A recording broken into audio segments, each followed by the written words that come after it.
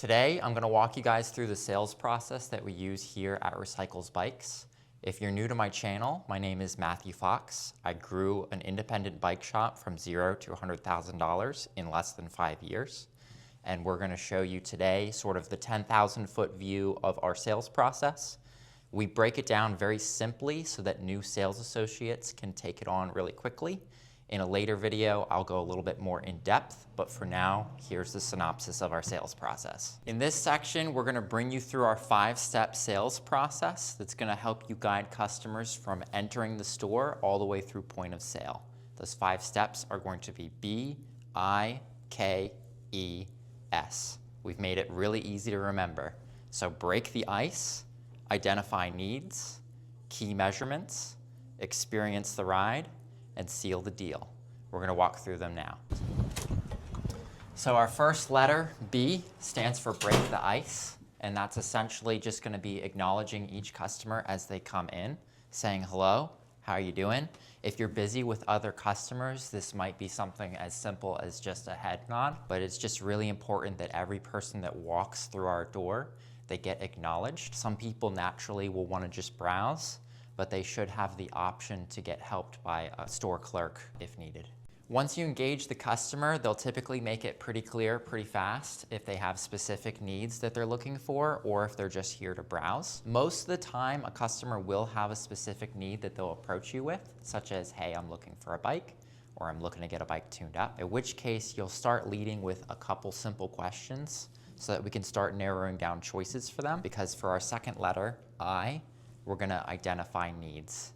So to get into that, you might start by asking, hey, what type of riding are you looking to get into? Are you looking to hit the trails? Are you looking to ride around town with your kids? And then after that, maybe ask them their height, because at that point, these are gonna give us the indicators that we need to narrow down options for them. All right, so for our third out of the 5, it's going to be K, key measurements. So at this point, we're gonna start bringing them down to our sales floor. Once we ask them what style of riding they're looking to do, and we get an idea of their height, this is gonna give us a category of bike as well as an approximate frame size. So taking me as an example, let's say I was looking for an around town hybrid bike and I'm about 5'11".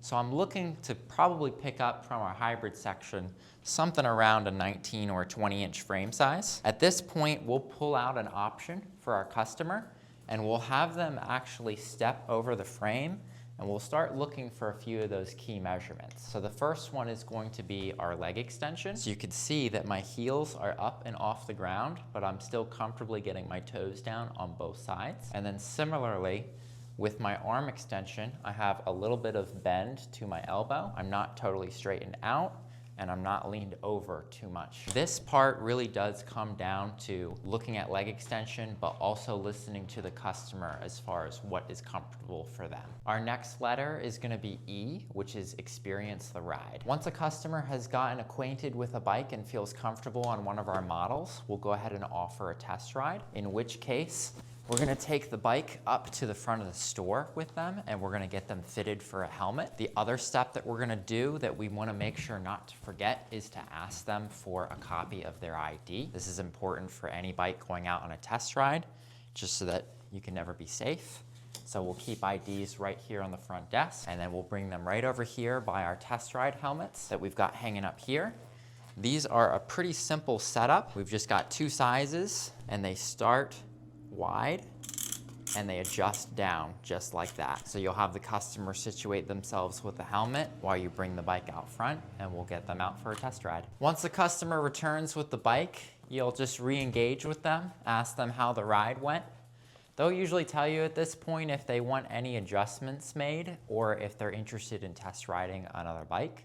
Or in many cases, they'll tell you that this one here is the winner and that they'll take it, and in which case we'll move on to S, seal the deal, and we'll move right into using our point of sale system.